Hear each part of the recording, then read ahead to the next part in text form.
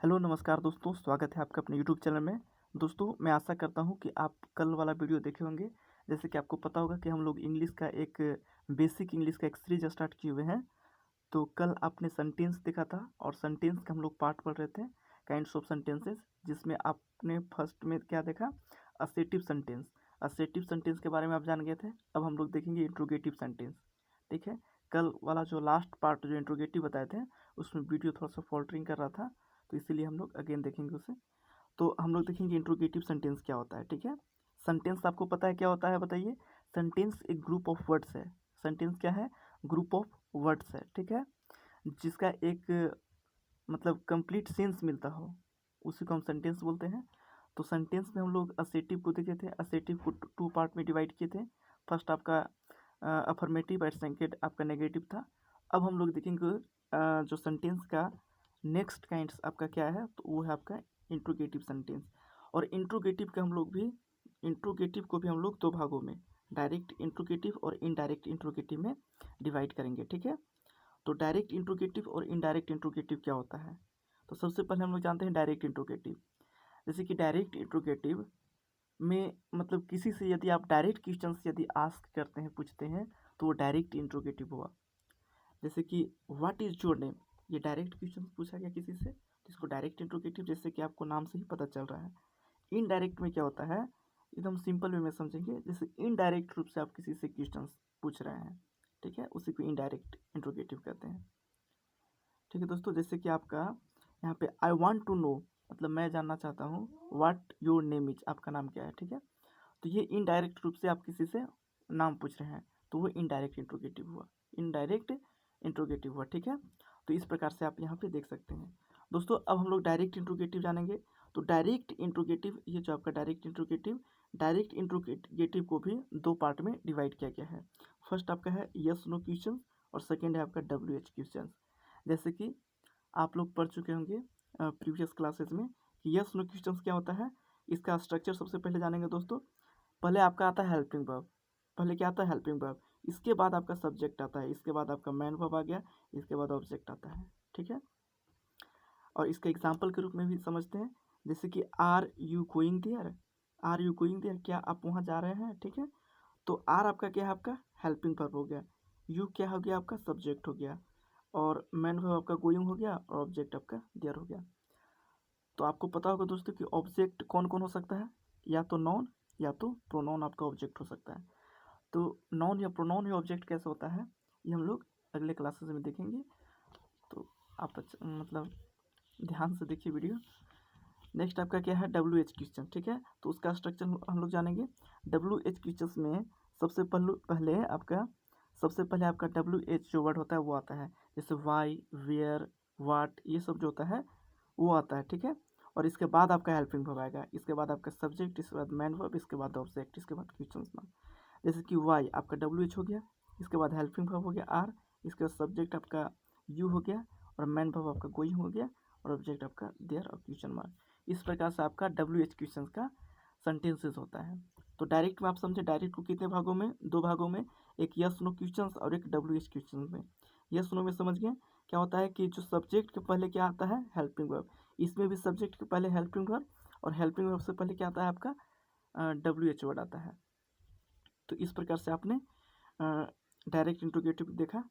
लेकिन अब देखिए, अब आपका एग्जाम में जो एरर आता है दोस्तों, ये सबसे नहीं आता है। ठीक है, अब यहाँ से हम लोग एग्जाम ओरिएंटेड जो नोट से जो सेंटेंसेस है वो करेंगे। ठीक है, जैसे कि आप देख सकते हैं, आपका स्क्रीन पे शो होता होगा। नोट में आपको लिखना है कि इफ यस या नो क्वेश्चंस, ठीक है, and WH questions comes together in a single sentence, in this case the first clause. देखिए, आप क्लॉज के बारे में नहीं पढ़े हैं, लेकिन आगे आप जानेंगे क्लॉज क्या होता है, फ्रेज क्या होता है। जैसे क्लॉज क्या होता है कि सब्जेक्ट और वर्ब के कम्बिनेशन को क्लॉज कहते हैं। अब ये तो इसको सेंटेंस ही बोलते हैं, बिना वर्ब के बिना सब्जेक्ट के सेंटेंस नहीं बन सकता है, तो इसको सेंटेंस बोला जाता है। लेकिन क्लॉज क्यों कह रहे हैं? क्योंकि जब बहुत बड़ा, जैसे कि आपका सेंटेंस हो गया, ठीक है, इसमें तीन चार सब्जेक्ट वर्ब का कम्बिनेशन, सब्जेक्ट वर्ब का कम्बिनेशन, सब्जेक्ट वर्ब का कम्बिनेशन, मतलब बहुत बड़ा सेंटेंसेस हमको बनाना है, उसमें सब्जेक्ट वर्ब का कम्बिनेशन, सब्जेक्ट वर्ब का कम्बिनेशन इस टाइप के मिल रहा है। तो इसको फर्स्ट क्लोज बोलेंगे, इसको second close, third close, fourth close, यानी 4 क्लोज मिलकर एक सेंटेंस बना है, इस प्रकार उसको बोलेंगे। तो इसीलिए क्लोज मतलब सेंटेंस का ही एक रूप होता है, समझ गए। तो आगे हम जानेंगे क्लोज क्या होता है।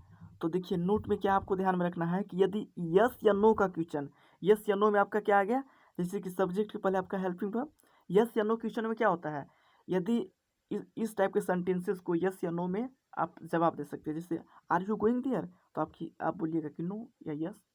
तो इस प्रकार से यस या नो में इसको जवाब दिया जाता है, उसी को यस नो क्वेश्चन बोलते हैं। तो यदि किसी सेंटेंसेस में एक यस नो का क्लॉज है, ठीक है, और एक आपका डब्ल्यू एच का क्लॉज है, एक आपका देखिए, एक आपका यस नो का है और एक आपका डब्ल्यू एच का है।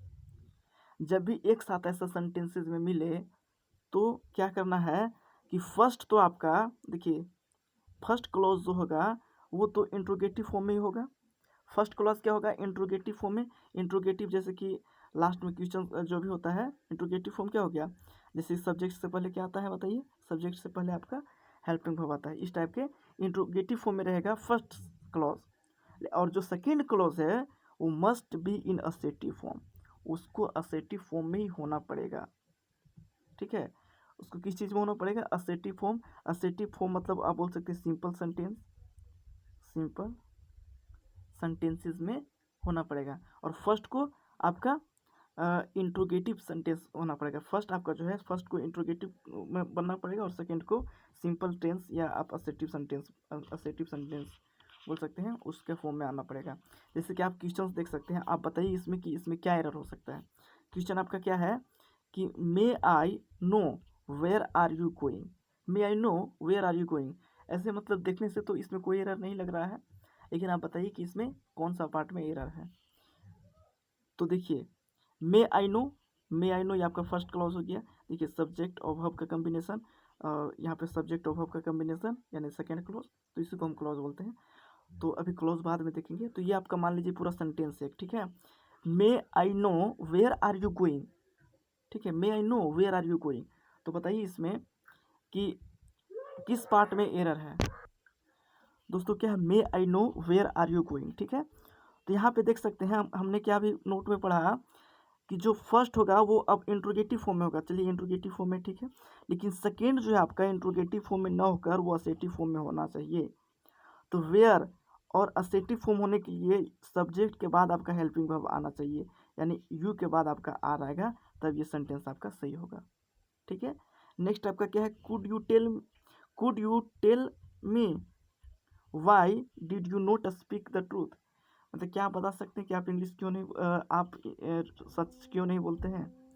तो इस प्रकार के सेंटेंस में क्या है, देखिए कुड यू टेल मी, तो कुड यू टेल मी आपका इंट्रोगेटिव फॉर्म है, चलिए ठीक है। यहाँ तक Y did you note speak the truth, Y did you note speak the truth, आप यहाँ पे देख सकते हैं यू के पहले आपका हेल्पिंग वर्ब, यानी ये भी इंट्रोगेटिव फॉर्म। तो हम क्या नोट में यही बताए थे कि दोनों इंट्रोगेटिव फॉर्म में होना चाहिए, ऐसा नहीं, हम बताए थे कि पहला तो इंट्रोगेटिव लेकिन सेकेंड आपका असेटिव फॉर्म में होना चाहिए, यानी सिंपल सेंटेंसेस में। तो देखिए वाई तो आपका चलिए ठीक है, इसके बाद डिड के बाद यू नहीं होना चाहिए, यू के बाद आपका डिड आएगा, ये आपका गलत है, यू के बाद आपका डिड आएगा, ठीक है। तो ये आपका राइट होगा। अब नेक्स्ट हम लोग देखते हैं दोस्तों इनडायरेक्ट इंट्रोगेटिव। क्या है, इनडायरेक्ट इंट्रोगेटिव। अब इनडायरेक्ट इंट्रोगेटिव में क्या होता है, जैसे कि आप के सामने क्वेश्चन है, आप क्वेश्चन देख के बताइए कि किस पार्ट में एरर है। क्या है, he cordially inquired how was my health, ठीक है। He cordially inquired how was my health, मेरा हेल्थ मतलब कैसा है था, वो इंक्वायरी कर रहा था, ठीक है। तो क्या ये सेंटेंस सही है। तो आपको मैं एक राज की बात बताता हूँ कि ये जो है दोस्तों डायरेक्ट इंट्रोगेटिव को, ये जो डायरेक्ट इंट्रोगेटिव है, डायरेक्ट इंट्रोगेटिव को इनडायरेक्ट इंट्रोगेटिव से कोई लेना देना नहीं होता है, ठीक है। समझिए डायरेक्ट इंट्रोगेटिव को इनडायरेक्ट इंट्रोगेटिव से कोई लेना देना नहीं होता है, इसके बाद आपका फुल स्टॉप आता है। तो देखिए इनडायरेक्ट इंट्रोगेटिव इस प्रकार के जो सेंटेंसेस आएगा इसके अंतर्गत, उसमें फर्स्ट आपका इन असेटिव फॉर्म, फर्स्ट जो आपका क्लोज होगा वो असेटिव फॉर्म में होगा, और सेकेंड आप जानते हैं कि ये माई हेल्थ, ठीक है। माई हेल्थ आपका क्या है बताइए। देखिए हाँ, माई हेल्थ आपका सब्जेक्ट है और सब्जेक्ट के पहले आपका हेल्पिंग वर्ब, तो सब्जेक्ट के पहले हेल्पिंग वर्ब नहीं आता है, हेल्पिंग वर्ब इसके बाद आता है, ठीक है। तो माई हेल्थ वाज आपका राइट होगा। हाउ माई हेल्थ वाज ये आपका राइट होगा, ये यहाँ पे वाज नहीं आना चाहिए। सेकेंड आपका I did not understand, I did not understand, चलिए आपका सिंपल सेंटेंस में है, यानी असर्टिव फॉर्म में है। जैसे कि आपने असर्टिव में क्या देखा था कि एक नेगेटिव होता है और एक अफर्मेटिव होता है, तो ये असर्टिव फॉर्म में है। लेकिन सेकेंड में आप देखिए यहाँ पे, और इनडायरेक्ट इंट्रोगेटिव यही कहता है कि जो फर्स्ट क्लॉज जो होगा वो असर्टिव फॉर्म में होगा, लेकिन सेकेंड जो है जो भी हेल्पिंग वर्ब लिखना है वो सब्जेक्ट के बाद ही होगा। तो ये तो आपका गलत हो गया, तो इसके बाद आपका डीड आ गया, तो ये आपका राइट हुआ, ठीक है। तो आई होप आपको समझ में आया होगा दोस्तों। यदि आपको पसंद आया तो please like share and subscribe कीजिएगा और बताइएगा, एडवाइस दीजिएगा कि किस प्रकार से मैं टीच करूँ, किस प्रकार से बताऊँ, ताकि आपको क्लियर समझ में आए। मतलब जो भी मेरा गलतियाँ हैं वो कमेंट बॉक्स में अवश्य लिखिएगा, ताकि मैं इसको सुधारने का प्रयास करूँगा। So thank you for watching my video.